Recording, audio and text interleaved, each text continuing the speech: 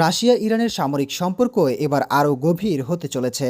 দীর্ঘদিনের আলোচনার পর অবশেষে ইরানের হাতে পৌঁছাতে যাচ্ছে রাশিয়ার অত্যাধুনিক সু-35 যুদ্ধবিমান। এই পদক্ষেপ শুধু দুই দেশের প্রতিরক্ষা সহযোগিতাকেই শক্তিশালী করছে না, বরং মধ্যপ্রাচ্যের নিরাপত্তা পরিস্থিতিতেও নতুন সমীকরণ তৈরি করছে। প্রতিরক্ষা বিশ্লেষকদের মতে সু-35 যুক্ত হলে ইরানের বিমান বাহিনীর সক্ষমতা উল্লেখযোগ্যভাবে বাড়বে। একই সঙ্গে আকাশ প্রতিরক্ষা আরও শক্তিশালী হওয়ার পাশাপাশি সম্ভাব্য যে কোনো সামরিক অভিযানে তেহরানের কৌশলগত অবস্থান বদলে যেতে পারে। এদিকে মধ্যপ্রাচ্যের উত্তেজনা এখনও কমেনি। যুদ্ধবিরতির পর বিভিন্ন পক্ষের মধ্যে পাল্টাপাল্টি হামলা ও হুমকির ঘটনা অব্যাহত রয়েছে।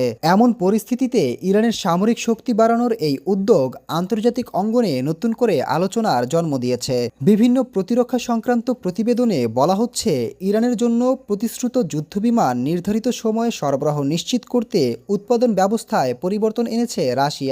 জানা গেছে, মোট 48টি সু-35 সরবরাহের পরিকল্পনা বাস্তবায়নে কারখানাগুলোতে উৎপাদনের গতি বাড়ানো হয়েছে। রাশিয়ার কমসোমোলস্ক অন আমুর বিমান কারখানায় ইতোমধ্যে উল্লেখযোগ্য সংখ্যক বিমান প্রস্তুত হয়েছে। বাকি বিমানগুলোর কাজও দ্রুত এগিয়ে চলছে। অতিরিক্ত শিফট চালু, নতুন যন্ত্রপাতি স্থাপন এবং জনবল বৃদ্ধির মাধ্যমে উৎপাদন কার্যক্রম আরও জোরদার করা হয়েছে। বিশ্লেষকদের মতে, পশ্চিমা নিষেধাজ্ঞা সত্ত্বেও রাশিয়ার প্রতিরক্ষা শিল্প যে এত বড় আকারের সামরিক উৎপাদন চালিয়ে যেতে সক্ষম, এই প্রকল্প তারই একটি উদাহরণ। তাদের দাবি, ইরানের জন্য তৈরি হওয়া সু-35 গুলো আগের অনেক রপ্তানির মতো পুরনো বা সংস্কার করা নয়, বরং এগুলো নতুন উৎপাদনের বিমান। এখানেই শেষ নয়। রুশ সূত্রের দাবি, ভবিষ্যতে আরও 12টি সু-35 এসএমটি যুদ্ধবিমান কেনার বিষয়েও আগ্রহ দেখিয়েছে তেহরান। পাশাপাশি পঞ্চম প্রজন্মের স্টেলথ যুদ্ধবিমান সু-57 নিয়েও দুই দেশের মধ্যে আলোচনা চলছে।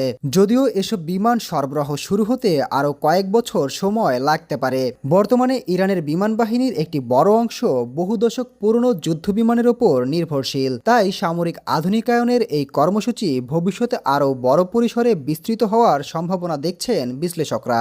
সব মিলিয়ে মধ্যপ্রাচ্যের চলমান সংঘাত শুধু এখন ক্ষেপণাস্ত্র কিংবা ড্রোনের লড়াইয়ে সীমাবদ্ধ নেই। আধুনিক যুদ্ধবিমান, সামরিক জোট এবং কৌশলগত শক্তির প্রতিযোগিতাও এতে বড় ভূমিকা রাখছে। আর রাশিয়ার সু-35 যদি ধাপে ধাপে ইরানের বিমানবহরে যুক্ত হয়, তাহলে আঞ্চলিক নিরাপত্তা এবং ভবিষ্যৎ সামরিক ভারসাম্যে তার প্রভাব যে সুদূরপ্রসারী হতে পারে সে বিষয়ে সন্দেহ খুবই কম। Desk report, global math.